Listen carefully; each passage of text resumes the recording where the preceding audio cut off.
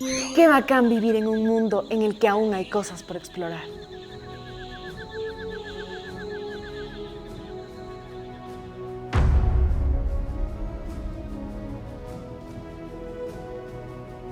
Sic parvis magna. ¿Qué querrá decir esto? ¿Qué idioma será?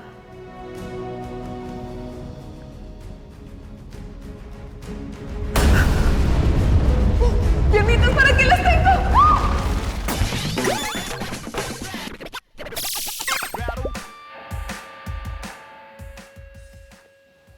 Esa frase que encontré me trajo a buscar mucha información.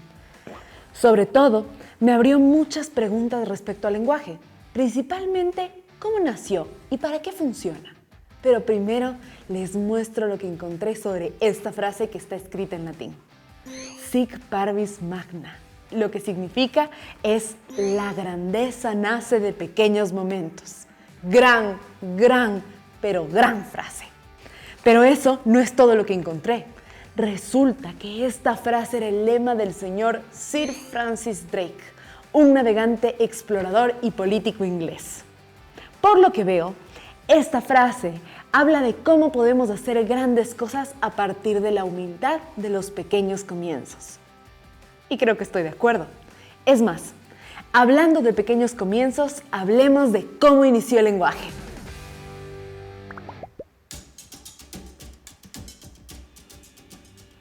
Los científicos hablan de que lo más probable es que los primeros humanos con indicios de entendimiento del lenguaje datan de hace unos 400.000 años, en los Homo erectus.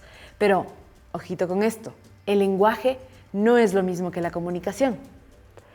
Previamente al lenguaje como tal, ya existía comunicación no verbal, como este dibujito.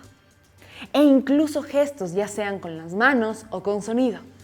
Pero bueno, volvamos al lenguaje.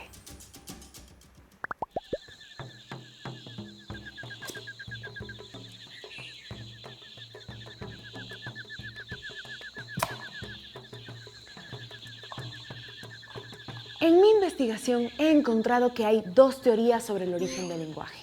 Una, la monogénesis. Dice que hay un lenguaje del cual nacieron todos los demás. Por otro lado, la filogénesis, en cambio, ubica al lenguaje más allá del ser humano. Esta versión de los orígenes del lenguaje indica que luego del ser humano se comenzaron a armar diversos dialectos alrededor del mundo. Es más, lo imagino más o menos así. Aquí tenemos a Uga Amelia, una antepasada mía que comenzó a tener ciertas manifestaciones lingüísticas hace algunos cientos de miles de años. Lo que indican las teorías que ya revisamos es que las primeras palabras nacen más o menos como cuando los bebés comienzan a balbucear. Uga Amelia. Agua. Bien, ahí mi antepasado encontrando cómo decir agua.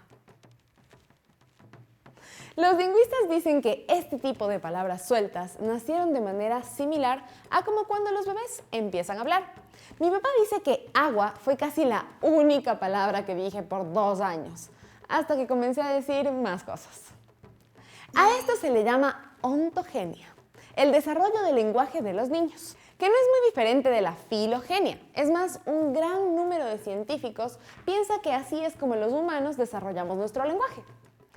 Por otro lado, hay otros que piensan que fueron sonidos particulares los que nos hicieron intentar imitarlos. ¡Fuego! ¡Fuego! ¡Fuego! Exacto.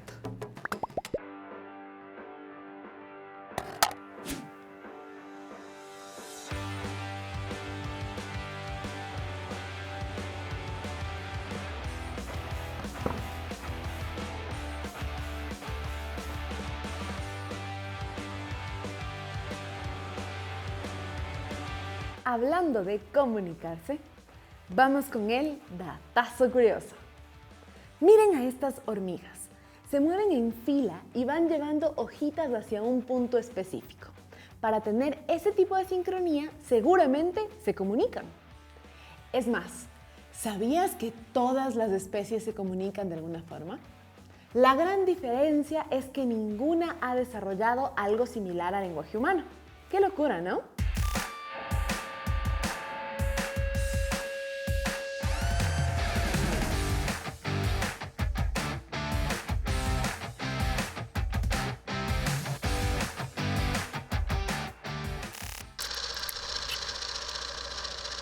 A pesar de tener tantos avances en el lenguaje, hay muchísimas diferencias entre dialectos.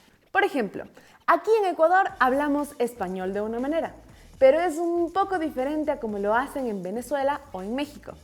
Y en estos tiempos donde en Ecuador hay muchas personas extranjeras formando un hogar, es momento de entender y respetar los dialectos de los otros, sobre todo para que no haya malos entendidos. Por ejemplo, el otro día en la escuela, un compañero venezolano dijo que su hermano era muy taco. Algo que me confundió un poco porque yo tenía entendido que los tacos eran comida o la parte de un zapato. Entonces me explicó que taco era algo parecido a inteligente o buen estudiante. ¡Qué diverso el lenguaje!, ¿no les parece? Por ejemplo, en Ecuador es rubia, en Venezuela, catira. Cometa en Ecuador, papalote en México. Canguil en Ecuador, palomitas de maíz en México. Naranjilla en Ecuador, lulo en Colombia. A la papaya en Venezuela le dicen lechosa y al guineo, cambur. En Chile la cometa se dice volantín. En Argentina, pochoclo al canguil. Esto nos deja una enseñanza y es respetar y ser comprensivos con el dialecto de los otros.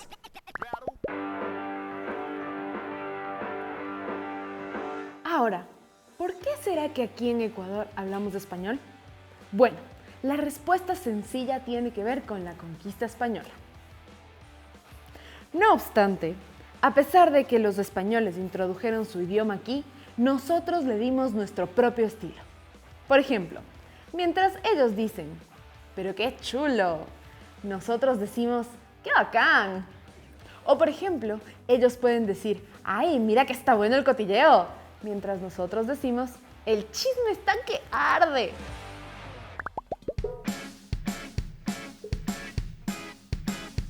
¡Uy, me encanta el seco de pollo! Pero bueno, seguimos con nuestro tema. El lenguaje está en constante evolución y somos nosotros quienes ponemos las reglas. Por ejemplo, hace un par de años el diccionario de la Real Academia de la Lengua Española introdujo los términos WhatsApp y whatsappear en el diccionario. Esto se debe a que no es una institución la que determina el lenguaje, sino nosotras, las personas quienes determinamos y formamos el lenguaje. Los modismos y variaciones del lenguaje mutan tanto que hasta llegan a ser nombres. Por ejemplo, ¿saben la historia del seco de pollo? Pues, la historia parece más un mito urbano, pero es lo que se dice y a mí me encantan estas historias. Se supone que un extranjero que hablaba inglés, pero trabajaba acá en nuestras tierras, iba a un restaurante de almuerzos y como no le gustaba la sopa, siempre pedía second, que significa segundo en inglés. Pues bueno, un día le dieron algo parecido a lo que nosotros conocemos como seco de pollo, pero aún no tenía ese nombre. Al señor le gustó tanto que todos los días pedía second de pollo, a lo que nuestra hermosa gente mejor prefirió quitarle las últimas 2 letras para dejarlo en seco de pollo. ¡Qué historia tan bacán, por favor! Con esta deliciosa historia culinaria terminamos el video. Yo me despido hoy porque tengo que ir a arreglar y limpiar mi set de muñecos. Esto ha sido todo por hoy. Soy Ame, su cineasta favorita. Los quiero mucho. Bye.